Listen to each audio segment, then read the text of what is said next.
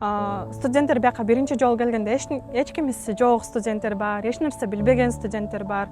Байкуш балдар мисалы үчүн Кореяга келип атам, каяк эмнеси каякта, муну каяктан сатып алам, муну эмне кылам, кантип жашайм, акчаны кантип табам деген суроолордо адам болуш керек да. Анан биз буюрса студенттерибизди тапшыргандан да сырткары бияктан аэропорттон тосуп алып, кадимкидей аларды университеттерине алып барып, жандай биякта Дайсо деген магазиндер бар.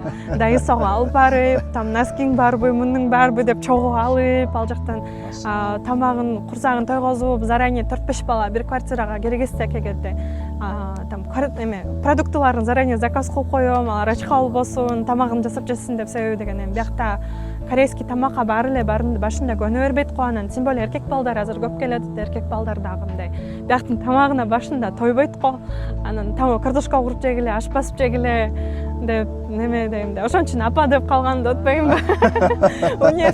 Университетке барганда көп эле балдар силер биздин апабыз болуп калгансыз го деп элечи.